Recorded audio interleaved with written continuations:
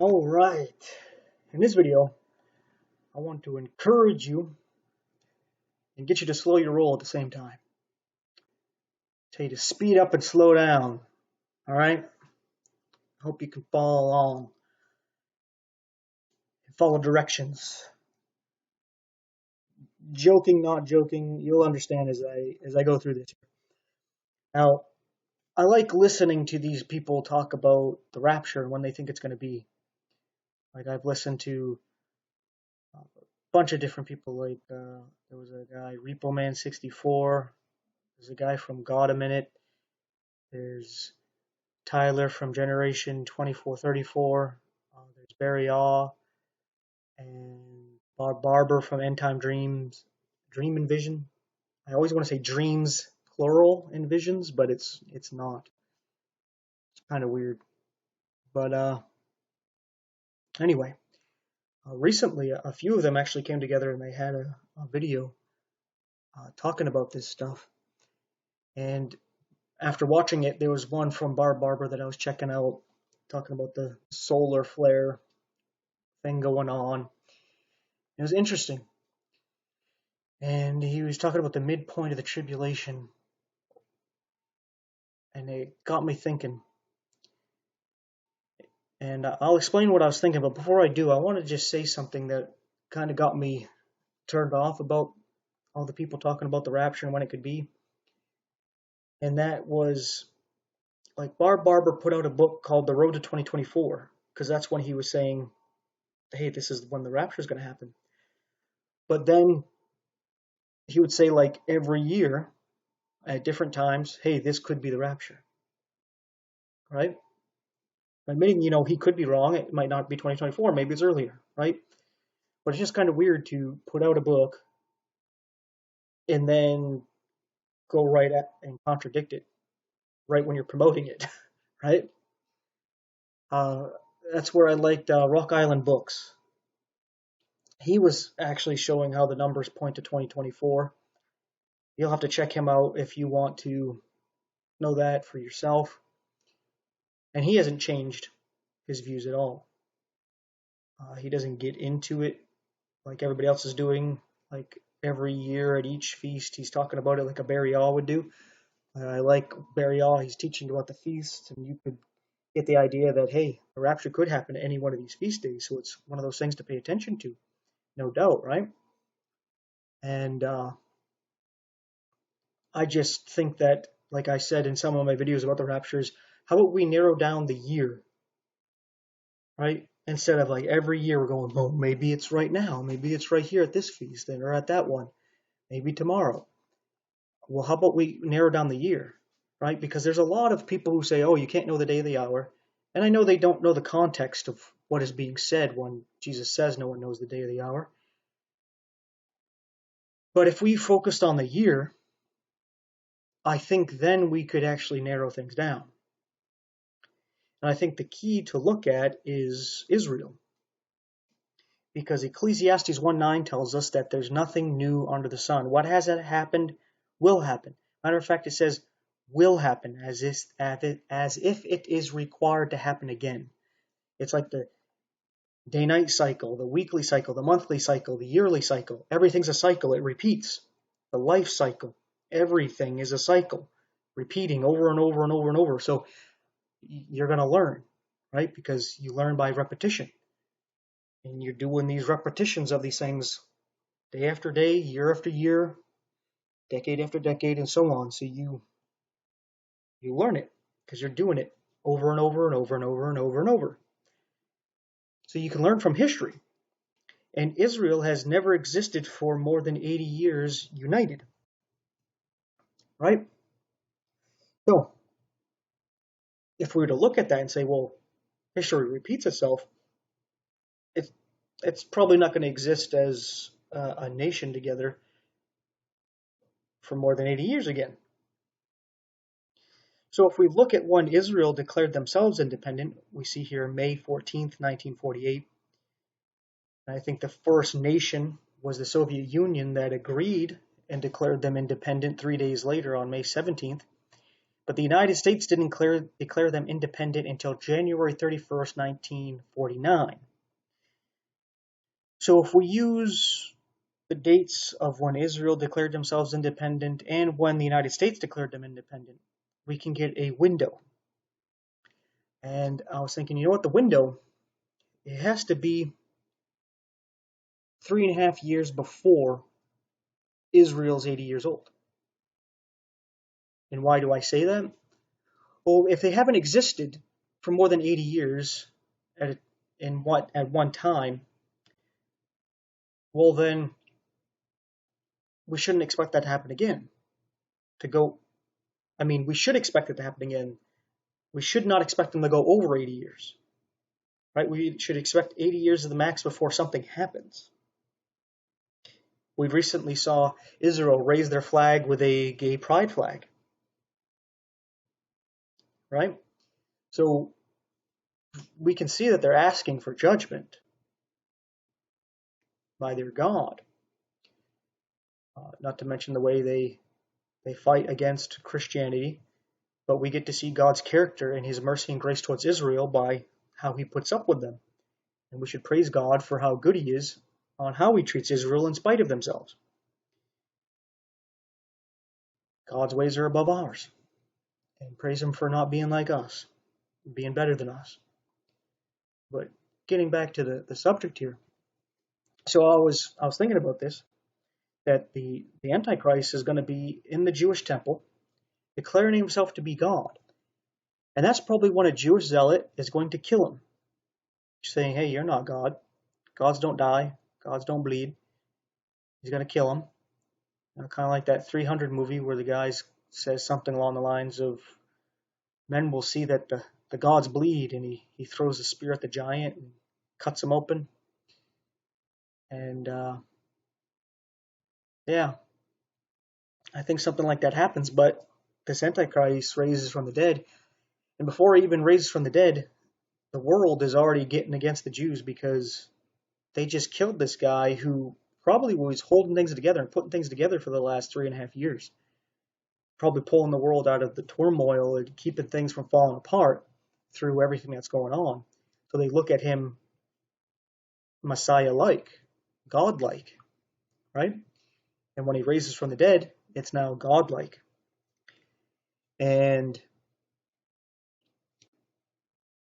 he's going to feed on that because he's going to want revenge. And he turns on the Jews, and their nation is destroyed. They're broken apart, and it may be just where all they have left is the city of Jerusalem.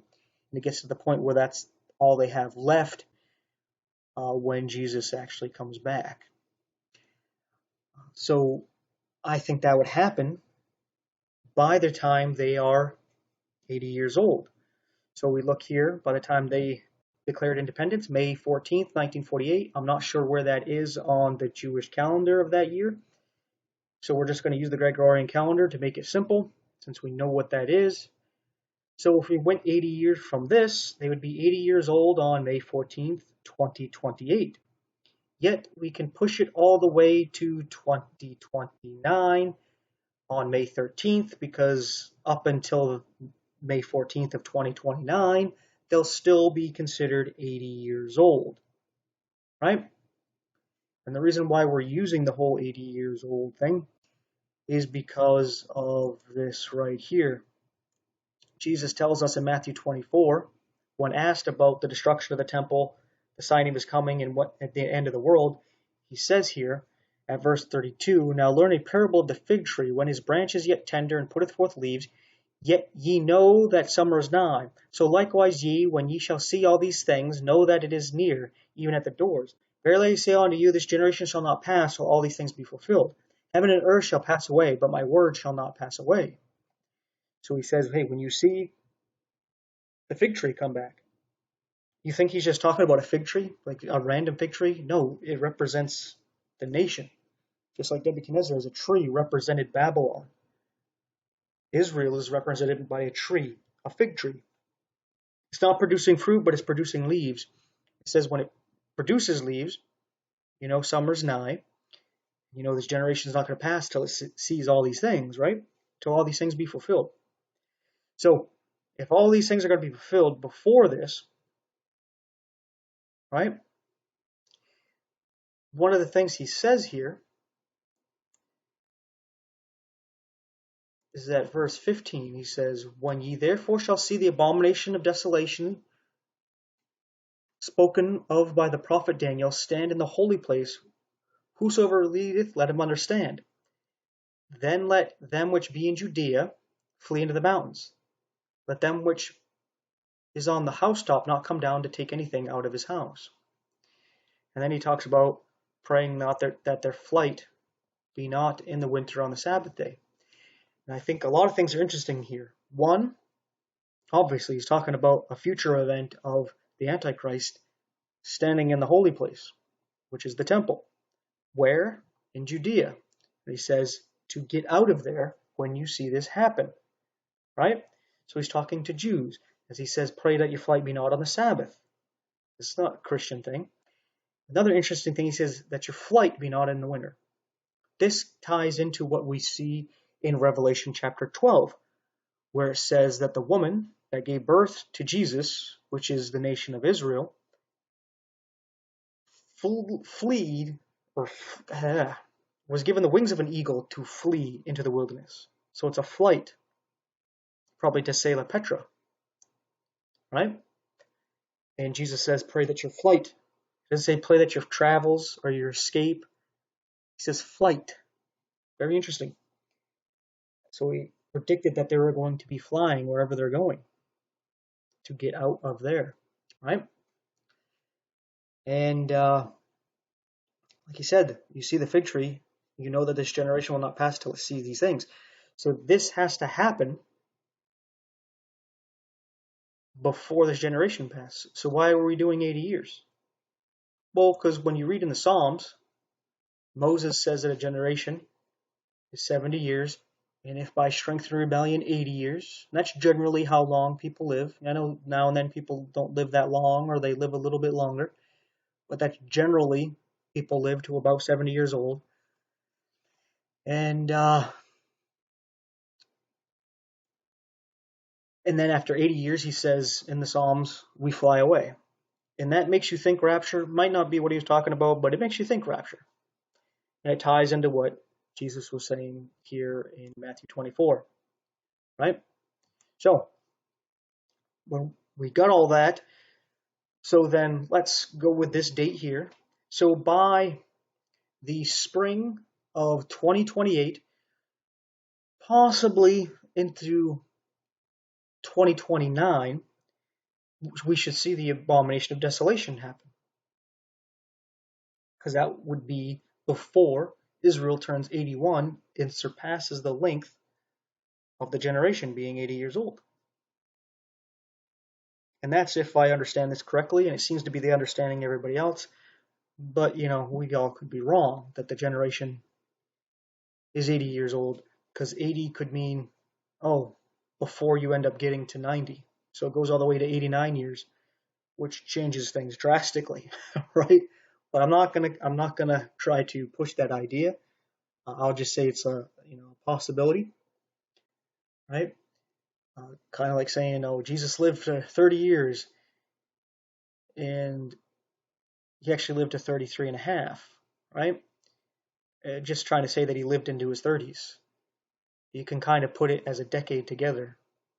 So you could push that from 30 years old to 39 years old. So just something to think about there, which changes things by about 9 years, about 10 years, right? I'll add that in, but it's like I said, speed up and slow down. You'll understand what I mean by that, because right now I'm preaching the speed up part, where by, let's say, 2028, we see the abomination of desolation. Well, that means 3.5 years before that, we should see the rapture. So what is 3.5 years before 2028? Well, we got 2027, the spring of then, the spring of 2026, the spring of 2025, and then the half a year before May 14th, 2025 would be in December of 2024. And that would be the Hanukkah time, the rededication of the temple. That's what Hanukkah is about. So what we could actually see is in 2024 or 2025. Yeah, 2020. I forgot my dates here. We're at 2028. We have to go to 2027 was 1 year. 2026, 2025. Yeah, okay, it's 2024. December of that time, rededication of the temple. That could mean that the church is actually raptured at earlier in that year of 2024, whether it be at the Ascension Day, Shavuot, Pentecost, or trumpets. Those are my three guesses. I would think Ascension Day would be my first guess. Trumpets would be my second guess, and my third guess would be Pentecost. But it could be right up at in December, the dedication of the temple. And the reason why I would say that is because Christians are the spiritual temple of God, and when we're taken up, we're going to be judged so that we're going to be cleaned up and fitted and chiseled to be able to fit into the temple of God. Because we're going to need to be corrected and chastised and rewarded based on our life, and then we'll be put into the temple wherever it is we belong. And I think what's going on spiritually, we're going to see happen physically, where, let's say we go up at the Feast of Trumpets. Something's going to go on here on earth where they're going to start building the temple. And with the technology we have, it would only take them a month or so to build the temple, which would be in time before the Feast of Dedication, Hanukkah, in December. So they might be dedicating the temple right at that time in December, 3.5 years before the spring of 2028. Right? So that could be as fast as it happens.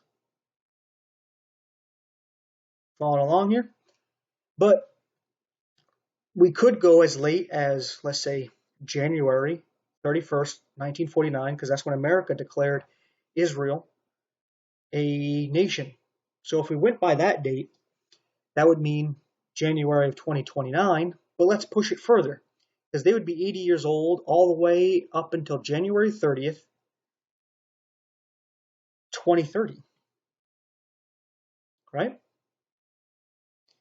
So what would be 3.5 years before that?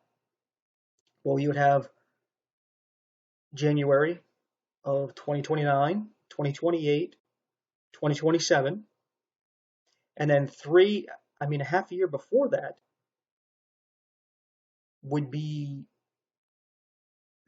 end of June, July of, or end of July, August of, sounds like Pentecost of 2026. 2026. So there's a 2-year window about the summer of 2024 to the summer of 2026. 2-year window.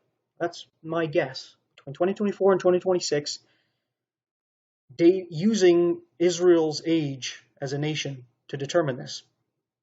And I think if we narrow down the year, then we can focus on the feast days and these appointed times instead of just going, well, is it this year? Is it this year? Is it this year? Because, I mean, it's fun and it's exciting, but you also deter a lot of people. You discourage a lot of Christians when it doesn't happen, and then you encourage more of the mocking, right? Oh, you guys said this rapture was going to happen, so-and-so and so-and-so. And, the mocking, it's fine or whatever, but I don't think you should encourage it, right? Like, if you can avoid it, and do the best to actually get people to look at Christianity fondly and not as a joke. And that doesn't mean don't talk about the rapture because they think it's a joke. That's something you have to do. Talk about the rapture and the time to come, that the mark of the beast is coming. If you don't accept the gospel, you're going to have to go through that time. Definitely talk about those things in spite of the mocking and the laughing and the ridicule and the hatred. But why add to that? Right? Why make it worse? Don't put fuel on the fire. Right? There's no reason to carry a heavier burden than you need to carry, or that's required to. So, yeah, that's just my 2 cents on all that. Using those dates between May 14th, 1948 and January 31st, 1949. Using those dates of when they were declared independent, kind of a birthday for the nation of Israel, being reborn in one day, and 80 years from there. 80 years from there is as early as about May 14th, 2028, but you can push it to say as late as January 30th, 2030 would be the day before the United States declared Israel independent. It'd be 80 years from there. One more day would be 81. So we got a 2-year window there, and I'm sure some people can listen to what I said, they critique it and narrow that down. So that's where I wanted to encourage you that, hey, it looks like it's right around the corner, but also tell you to slow down, because all this talk about it doesn't mean it's going to happen right when you think it's going to happen. Right? Definitely keep watching, but don't sell the farm and put all your eggs in one basket. And realize that for a long time, people have been saying this is going to happen. People said 88 reasons why the rapture would happen in 1988. There was even a group of the Millerites who were saying it in 1830, where they actually used the calculations in Daniel to show the fall of the Ottoman Empire. So they were thinking that all their calculations were right, that they were going to be raptured soon, or that Jesus was going to return.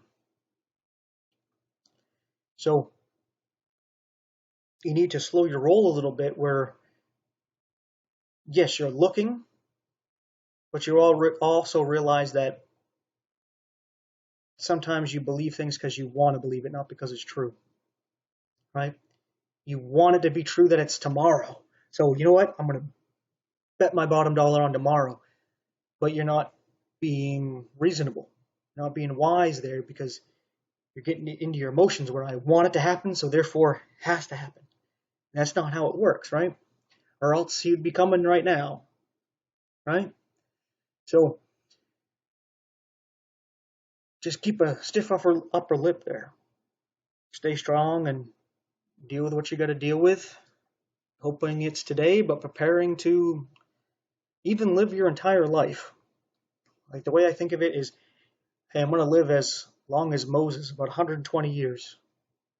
I don't know if I don't think I will be here, but you just got to prepare for that. I might be here until I'm 120.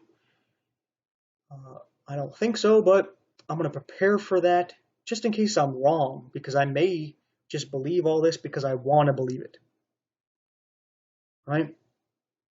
Because I don't want to discourage you, but I know I'm telling you to speed up and slow down. But that's what I told you I was going to do in this video. Speed up and slow down. Hope you can follow along and do that. So get excited, but stay calm. Right? I'm sure you can do that. I think you understand what I'm saying. Thanks for watching. So that fella couldn't join the church. He couldn't join the church. He couldn't get baptized. He couldn't get baptized. He woke up with God. He woke up with the devil. Are you saved?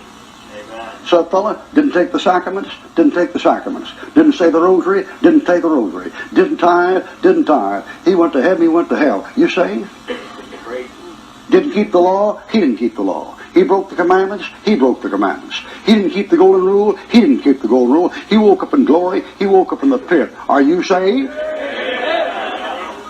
You're saved. If you're not saved, you're over here or you're over here. You sure ain't in the middle.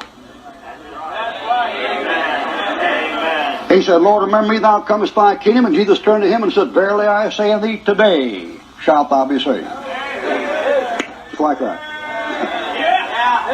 You have been saved? If you ever saved, you were saved like that.